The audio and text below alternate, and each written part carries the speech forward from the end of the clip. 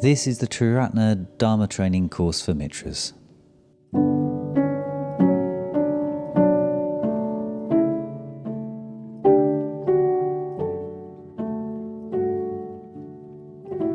Compiled by Vedanya and produced by Sangaruchi.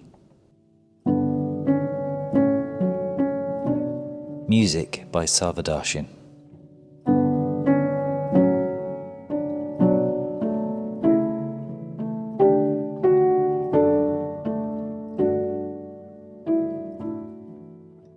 Hello, my name's Sangaruchi. This course is usually offered in Triratna Buddhist centres to small groups. I'm producing an audio version for anyone who can't get to a centre. Please listen to episode 1.1.0 as this gives an introduction. The course is narrated in text sessions, and in a subsequent question and answer session, I respond to anything people have sent me.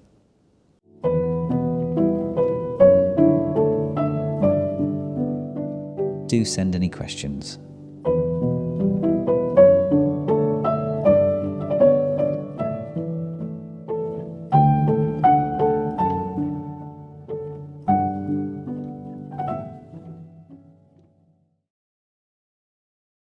Year 1, Part 1, Week 5, The Buddha, the Mythic Buddha, Questions and Answers. Quite a few questions this week.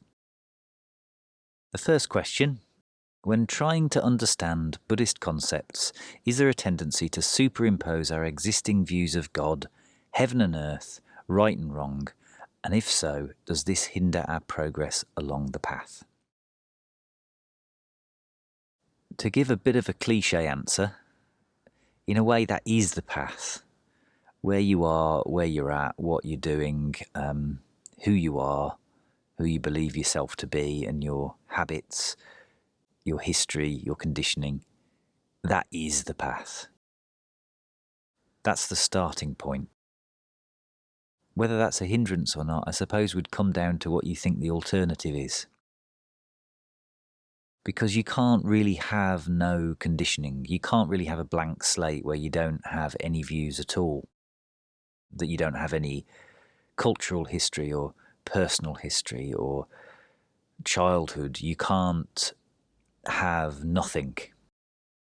With a theistic situation such as in much of the West, where Christianity has been pretty dominant, certainly in the UK, we've got a relatively uncorrupt social and legal system, which you swear on the Bible when you're in court. It come from an ethically Christian base.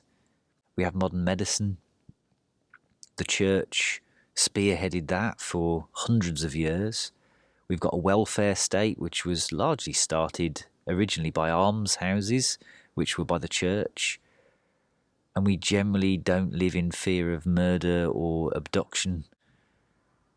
And again, accountability was something that the church took responsibility for throughout much of our history in terms of recording names in the congregation and things. So it's difficult to say what life would be like without Christianity and what the alternative would have been. Just on a practical level, if Western history never happened, it would have been another history.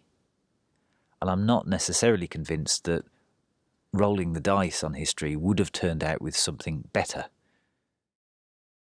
Even just on a human level, if Christianity never existed, we as human beings would have found one or many other systems or things to fill the gap that Christianity occupied.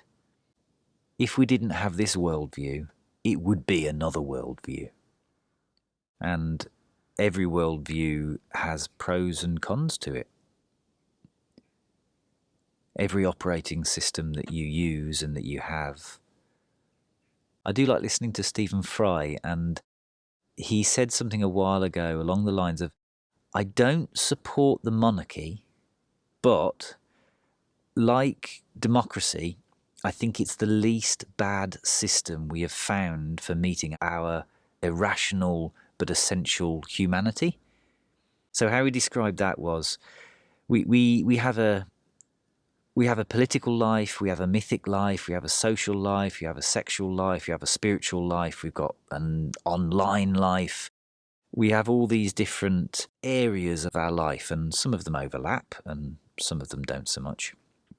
What he was saying is that national identity kind of needs a figurehead. The monarch bears the burden of that mythic symbol. She's a symbol. He's a symbol now, actually, because we've got a king. And he was saying that it's a pity that we have to have that. It's a pity that we have the tendency to make a symbol out of somebody. And he was saying that having a monarch is a useful way of doing it because monarchs are apolitical. They're non-political. The king or queen doesn't express any political views, because he was saying in countries that don't have a monarch, you have an extremely powerful president, which means that your political figurehead is very murkily mixed up in your mythic or your symbolic figurehead. And he says that's too much to put on one person. You have presidents, like the president of the USA is in some ways godly.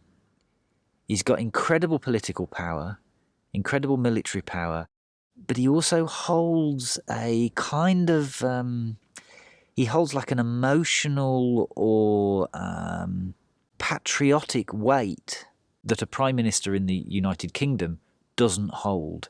We just have a prime minister, they come and go, they're important people in the political sphere, but they don't really hold the same gravitas, let's say, as the French president does.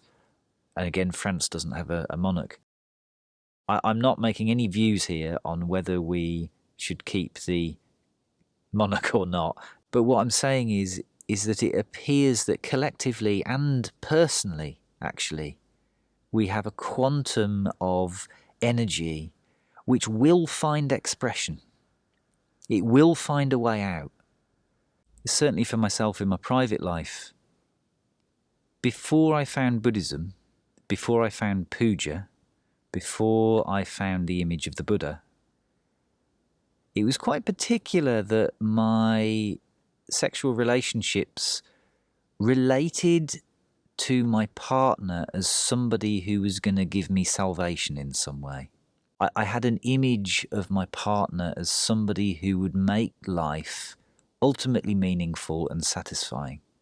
That was an inappropriate thing to put onto a human being. When I found Buddhism, when I found that I could offer flowers to my shrine and give them to my partner, but I was giving them to my partner as an expression of care and interest and devotion as a partner, but I was giving them to the shrine as an expression of longing for existential resolution. That has turned out to be a more sustainable model. Let's put it that way.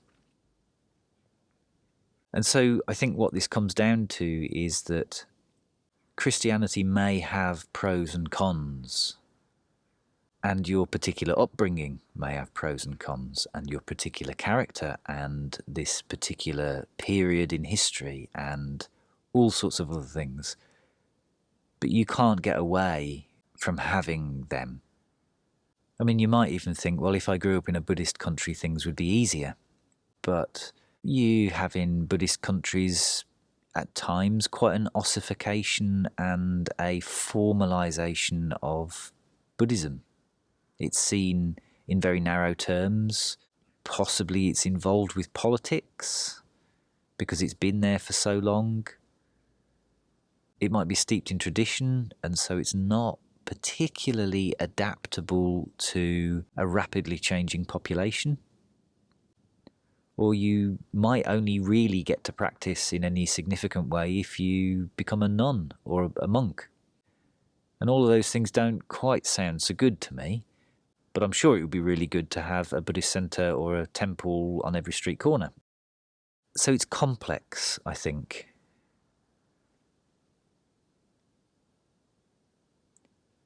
But regardless of what the objective situation is, or how things could have been in whatever country you live in some ways, practically, I wouldn't worry too much. You just get on with it, really. Whatever you've got to deal with, whatever you're engaging with, whoever you are, thinking, oh, would I have had it better elsewhere? That can be a hindrance in itself, I suppose. Can using our imagination within meditation help us reach deeper meditative states and help us attain higher levels of dhyana? A fairly emphatic yes to this, I think. Yeah, using your imagination is really useful. And in some senses, you can't help but use your imagination. If when you close your eyes, you still believe that you are sat in the same room, that's your imagination. I mean, there's no evidence of it. Your eyes are closed. As soon as your eyes are closed, you are imagining that you are sat in the same place that you were before. You kind of can't get away from positing a world beyond your immediate sensory experience.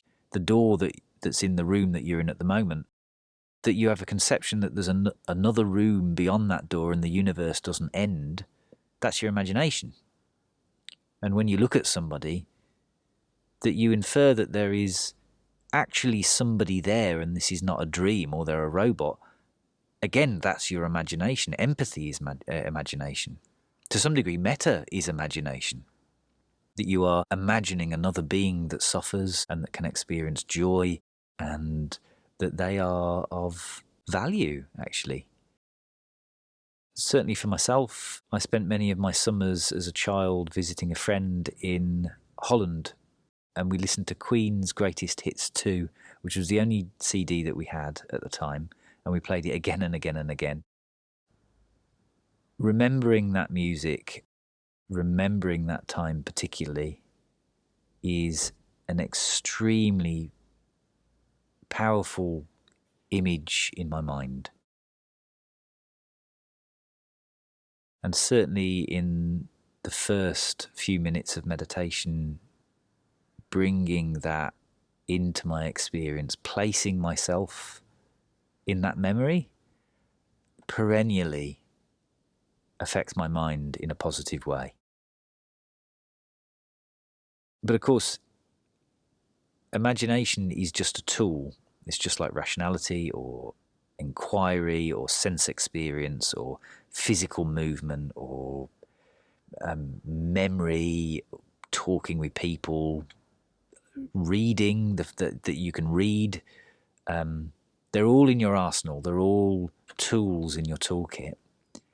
And they're all neutral. They're all entirely neutral. Imagination is an immensely powerful tool. It can be the doorway into depth and growth and beauty. It can also be sort of fairly banal. It can be the Netflix of the mind, where you just kind of chuntering away on fairly uncreative and cyclic nonsense. It can also send you to hell. So generally speaking, in the first 5 minutes of meditation, depending on what state of mind I'm in, like I might use that memory. I generally don't use it for much longer after that. The imagination can be quite emotive, and by the imagination I don't necessarily mean images, optical images within your mind. I mean holding in your mind a sense of things that are not in your direct sensory experience. Yesterday is your imagination. Tomorrow is your imagination. Anybody who is not you in meditation is your imagination. I think a limitation of the imagination can be that you can easily get lost in it, because the imagination can go to any point in history, anywhere in the universe, immediately. And so I think what often works very well with the imagination is sensation. I've got a friend who grew up on the coast and she loves the beach. She can spend hours on the beach, the sound of the sea, and she does the mindfulness of breathing from two sides. So she's got the physical sensation of the breath, and then along with the physical sensation, she imagines waves. She can really put herself into that, the sound and the smell and being sat on the sand. And having the two together seems to work very well because you've got the groundedness of the breath and you've got the image.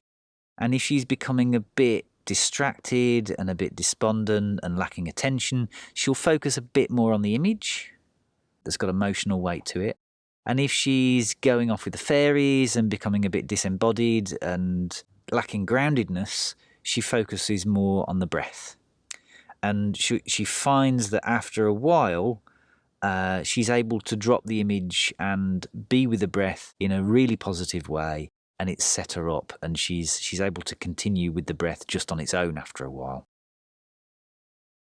That sounds to me like a very creative way of using the imagination. You're not getting lost in the imagination, but you're using it to really good effect to stay with the object of the meditation in a relaxed way that's sort of naturally interesting. Next question. That ordinary people, their eyes covered with the dust of ignorance and passion, are not going to see it. Is ignorance and passion a judgment statement? Was the drive of metta something that grew over time if he didn't initially want to go out and preach to help others? The word judgment can be used as a neutral word, and it can be an emotionally loaded word. It can be used in two ways. Judgment based on an observation that is open to question? Yes. Judgment as a conceit? I'd say no. And conceit means something very particular in Buddhism. Conceit means placing one's self fundamentally as above, below, or equal to anybody else. So think of a way to describe this. If I said, you are ignorant of the weather that's outside my window, to say that isn't a conceit or an insult. I don't think less of you. I don't think there's anything fundamental about you that is inadequate or wrong. You simply don't know that. And I'm looking out my window now, and I simply do know that. It's just a statement of fact. It's just that I've seen it and you haven't. And every time we engage with people, we make judgments on them based on more or less information. You know, even that I might speak English to the cashier in the supermarket is a judgment. I'm assuming they know English. They actually might not. But it's kind of a fairly reasonable assumption because I live in the UK. But the bottom line is you can't function without assumptions on some level. And these assumptions, technically we call them views, or drishti is the Pali word. That the person in front of you is an actual living being, like I was saying earlier, and not a dream, that's an assumption as well. That's a view. That's a construction that you have, and probably a useful construction that you assume that. So Buddhist practice is not trying to get rid of these assumptions. What we're trying to do is we're trying not to get outraged when our assumptions are challenged. Assumptions and judgments and views are fine. It's the attachment that we have to them that is the problem. Some people say that the Buddha didn't have views, and that is actually mentioned quite a lot, which is evidently complete nonsense if taken literally. When the Buddha wanted food, he took his bowl and he went to a village and he stood in front of a house, or all the different houses, and he may have got food or not. he didn't stand in front of a tree. And so he must have had some view of where food could be found and where food was and where people were, and a view of how society worked, and that this was a custom that would enable him to eat, and that was necessary. He'd got a view. What was particular about the Buddha is that if he walked round and not a single person gave him any food and they all gave him abuse, he might notice that that was different to yesterday. Of course he would. But he wouldn't be outraged by it. He wouldn't be internally bothered by it. His sense of equanimity would not be changed. He might be interested in it if people changed their behaviour very quickly, but he wouldn't be threatened by it. As long as your judgments, or what we call views, are mostly based on experience, that they don't contradict the law of conditionality, that they are open to being updated with new information, you're fine. That's the best you can ever hope to do. But when you start relying on a particular view as a refuge, as an emotional crutch, when you rely on it for your salvation or satisfaction, then you have yourself an ideology, you have yourself a fixed view, you have yourself a source of suffering. Then you start to get into problems. So far as I understand, the Buddha wouldn't have been saying that people are ignorant of enlightenment for the purposes of soothing his own insecurity. It was just what he saw to be the case. It's quite curiously, actually, conceit, the wish to place yourself and others in a pecking order for the purposes of trying to feel secure in yourself, is actually one of the very, very last things that the Buddha said went before enlightenment. It stays right until the end. So personality view, that self, a fixed self, that's one of the first things to go, actually. There's 10 fetters, personality view, doubt, and rites and rituals as ends in themselves. Those are the first 3 fetters that disappear. And then there's another 4, and then the last 3 all go at once, and then you're enlightened. And conceit is one of the last group of 3 things that go. Very, very pernicious, our tendency to do that. We sort of can't imagine a world in which we don't do that, really. And what's very particular about that is that judging yourself as above, below, or even equal to others is still conceit. Saying that we're all the same is still conceit from a Buddhist point of view, which is, I find, quite curious.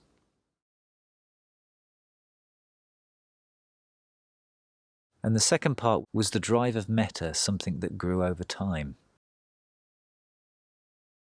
Certainly afterwards, that was all that was driving him.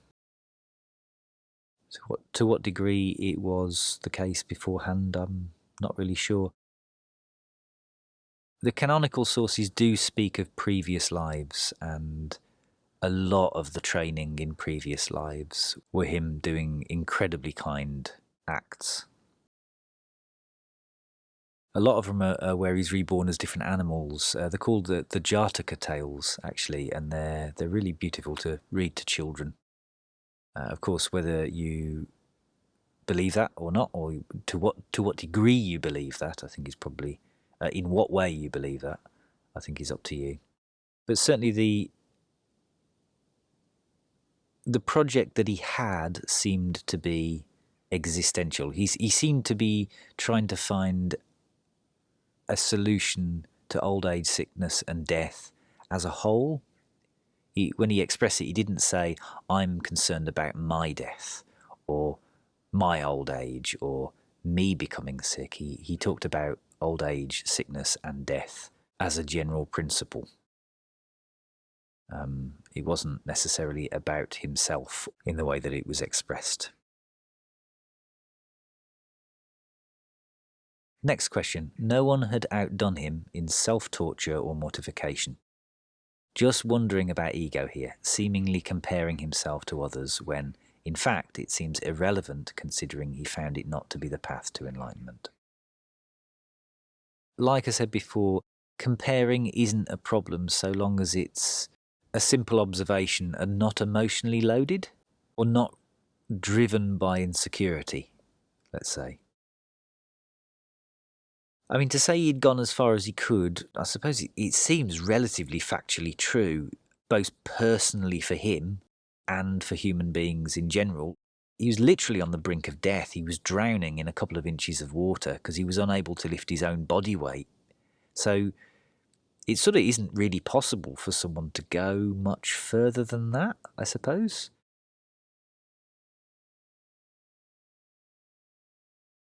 But it does raise a question of why he might say something like that. We don't really have any other choice than to pursue dead ends, because you don't know a dead end is a dead end until you've explored it. But each time you do learn something. And so I suppose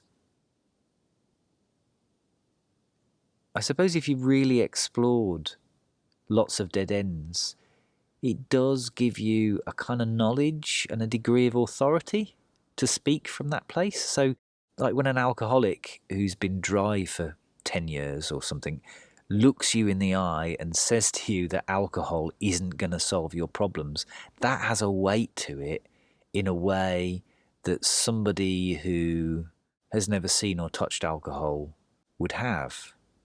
And that's not a reason to become an alcoholic just so you've got that knowledge. If you don't need that knowledge, don't get it. You don't need to go down that dead end. But I suppose dead ends are still significant. And so him saying this, I think, was possibly sort of down to showing that salvation in pleasure and pain isn't possible. So he'd tried subtle mind pleasures in meditative states. He'd tried gross bodily pleasures, like in the palace. He'd tried subtle mind pain, which is where he confined and constrained his mind. And he'd tried gross bodily pain, which is physical torture, sort of brutalizing himself. So he hadn't just dabbled, he'd gone to the absolute extreme in all of these cases. He'd pursued them all as far as they all could go. And so if salvation was ever to be found in pleasure or pain, he'd have found them already. And these are the places we look for liberation from desire. We look to pleasure and pain, subtle or coarse, as a way to satisfy desire. And he's saying, I've looked in all of them as far as you can possibly look, and there's no solution there. So that's the stick. And then, of course, the carrot is, but I have looked in this particular area in a place that's not about pleasure or pain. It's about awareness and love, which is a different metric to pleasure and pain. He's playing an entirely different game of life that's not on the pleasure-pain axis. There's another little aspect to this, which is that he didn't know that it was possible to communicate. So the first people that he did actually teach were the ascetics who left him shortly before he went off on his own. It's easy for us to think of the Buddha as an even and unexpressive individual. But when he sees something of value, he really goes for it. And he taught these 5 ascetics, and one of them was called Kondanya. And one day, Kondanya just looked at him, and the Buddha looked him in the eye, and he realized that Kondanya understood and that he'd gained insight. And his response was, Kondanya knows! Kondanya knows! With exclamation marks at the end, you know. And he was emphatic. it was an absolute revelation to the Buddha that this could be communicated. Because this was totally new ground for him. He'd had the insight, but he didn't know the implications of the insight. He wasn't a god. He didn't know the limitations of what communication was. And so he didn't even know if it was possible to communicate. In some ways, Kondanya is the most important person in Buddhism, even though he's very little known, because up until that point, all that existed was the Buddha. As soon as Kondanya was enlightened, the Dharma became manifest, as in it was proved that there was a means of communicating Buddhahood, and the Sangha was created. Oddly enough, Kondanya's enlightenment is more significant to you and me than the Buddha's enlightenment.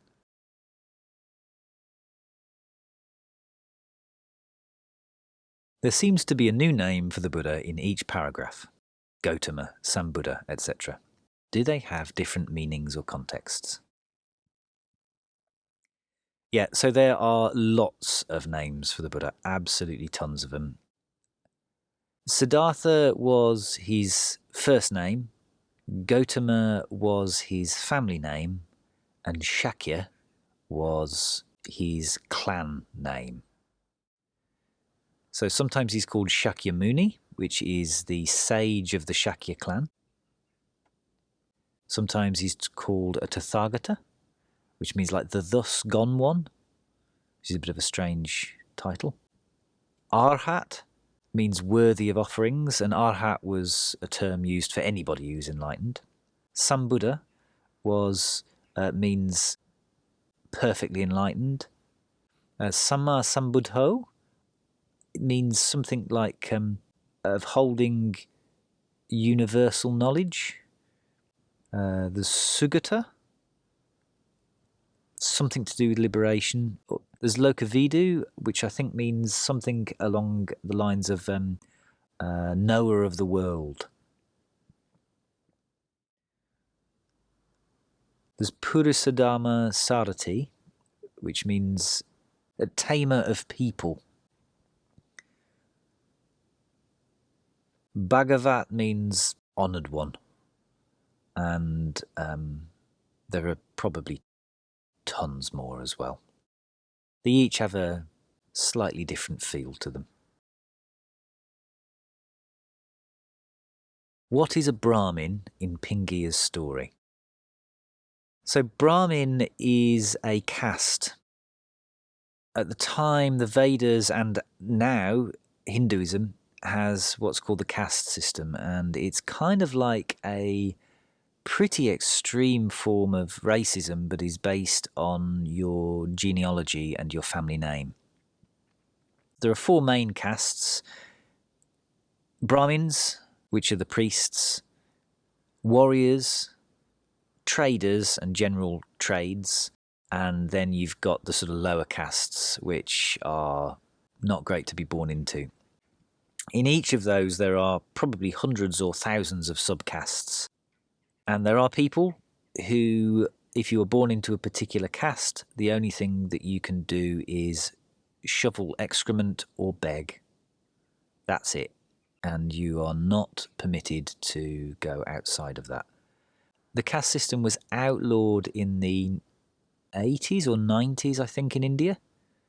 But even now, particularly in the villages, if you marry outside your caste or do something that's obviously way outside of your caste, you can be stoned to death by a mob.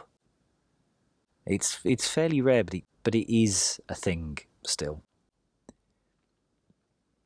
The Buddha tried to subvert that in his time. He tried to keep the system, but change the nuance of it. So the original view is that you were born into a particular caste, and your karma, your duty, or your action is to fulfill the duties of that caste. And if you do that well, in your next life, you're reborn the next one. You kind of earn merit in that way. The Buddha continued with the idea of karma, continued with the idea that your actions do lead to a better life, but he very much equated it to ethical action. And he also made the distinct observation that it is potent within this life. Your actions in this life don't just affect your next life, they affect this life, here and now. And so if somebody wishes to better themselves morally, that effort will bear fruit here and now. And so he pretty strongly denounced the caste system, the limitations of the caste system upon individuals. What's curious is Brahmin is also a word that he used for enlightened people, because what he was trying to do is, in the first few years of his career, he was trying to keep the language and the structure of the existing religion, but he was trying to change people's minds. So he was trying to say that being a Brahmin is not something you're born into. Being a Brahmin, being ennobled and wise, is something that one must personally develop in oneself.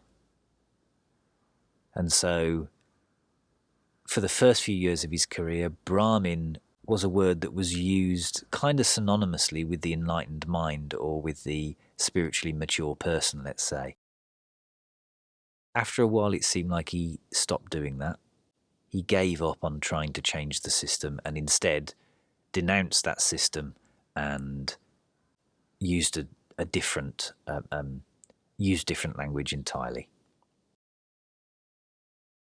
One way out of the caste system was to become a pabajita or a sadhu, which is where you give up your caste, you give up all possessions, you give up your family, you give up absolutely everything, and you have a bowl, a sewing needle, and a robe, and you go out on a spiritual quest, essentially.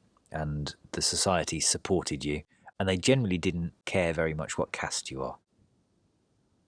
So that's what the Buddha did, and that's what all of his disciples did. They denounced their caste. But even so, the Buddha come from a warrior caste. He was trained a lot in martial arts and things as a child, and he was earmarked to become a leader of his clan. And so when you hear him talking with a Brahmin, there's often a hint of there being a societal chip on the Brahmin's shoulder. So the Brahmin comes to debunk the Buddha's teaching, because what does the Buddha know? Because he's of a lower caste. And sometimes the Brahmins don't listen to the Buddha. Sometimes they do. Sometimes they agree. Sometimes they don't. Sometimes they join him. Sometimes not.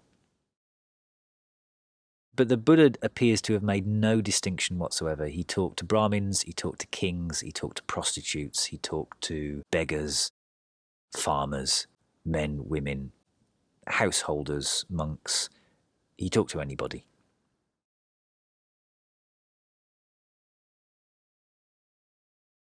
If we attempted to act unskillfully, we are restrained by a wholesome shame. Thinking about shame versus wholesome shame here, I'm not sure I grasp the meaning. And how does wholesome shame fit with metta? So we'll do this a bit more in the ethics section, but I'd say broadly there's conventional morality, which is actions that aid societal stability. And there's natural morality, which is when you're being guided by a sense of metta. So one's extrinsic and one's intrinsic.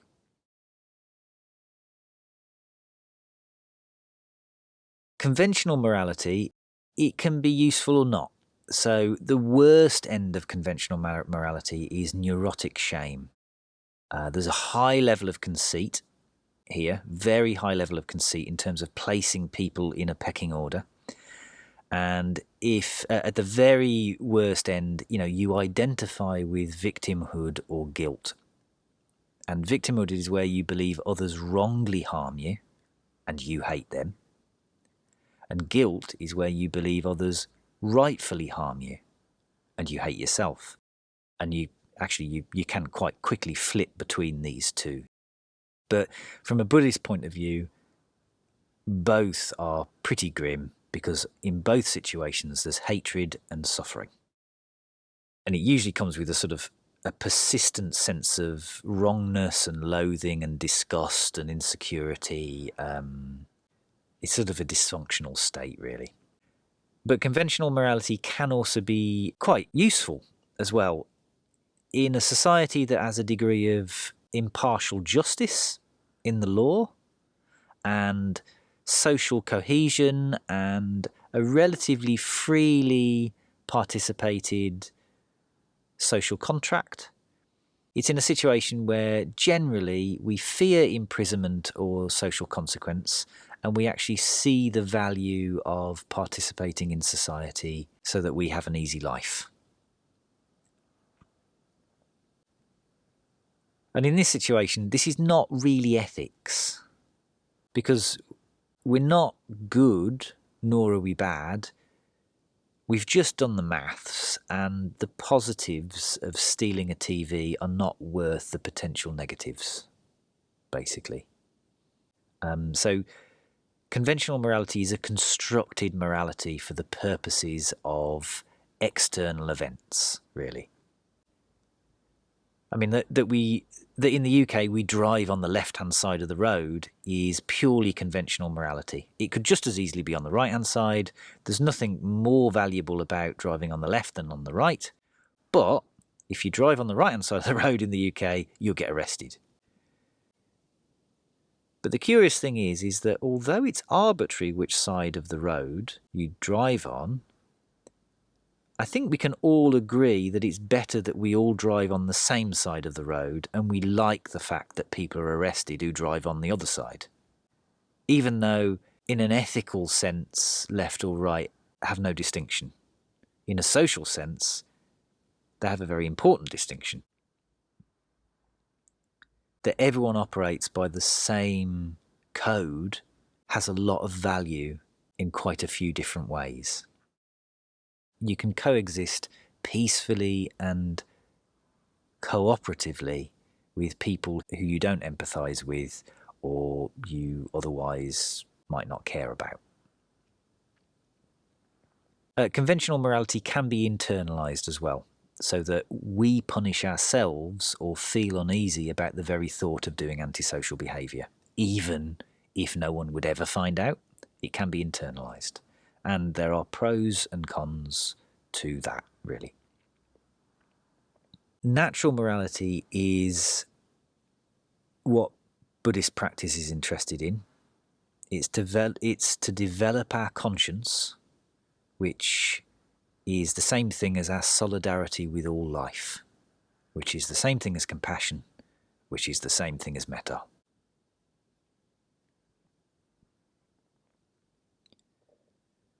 Mettaful action or compassionate action can't be put in the highway code. It's not as easy as we drive on the left or drive on the right. Natural morality is not defined by the world, let's say. It's defined by your state of mind and your intention. And the two are quite distinct in their spheres. Conventional morality is trying to make a cohesive society.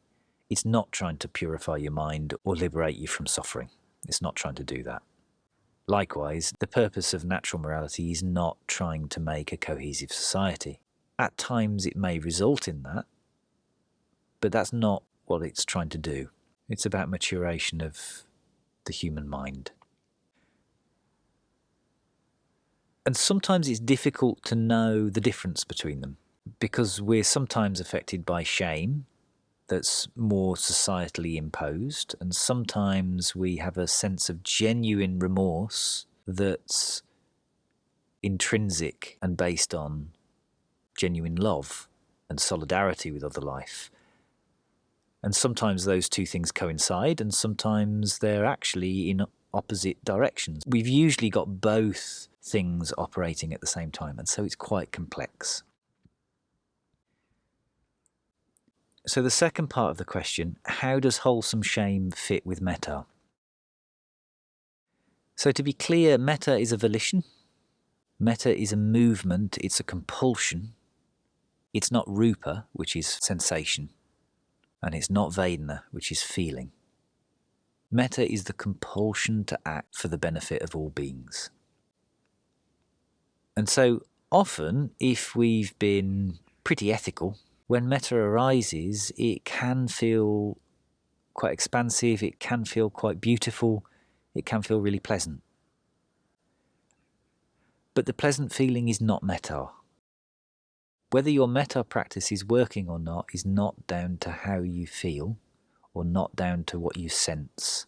It's down to the amount of energy and action that's freely available to benefit the life around you. And so if you've got that compulsion, if you've got metta, that can manifest in two ways. If you have metta and you enact a loving action, it will feel pleasant. It will feel warm. You'll feel content. You'll be at peace because you're acting in accordance with that movement.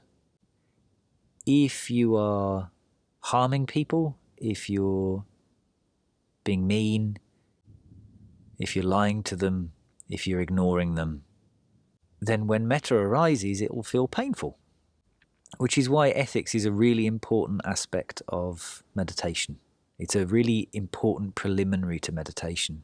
Because if you're ethical, the reality of the situation will be really pleasant. It'll be lovely. It'll be beautiful. If you're unethical, coming into contact with the truth will be really painful. Which is the sort of link of metta with the conscience, really. This also means that you don't need to give yourself a hard time if, when you do the metta bhavana, you're not overwhelmed with pink, lovely rainbow butterflies. That's not what you're looking for in the metta bhavana. You know, it's very pleasant if you have that, and I do hope that you have that because you'll probably want to meditate more, and that will be great. But metta is about what you do and how you act in body, speech, and mind. It's not about what your given experience is.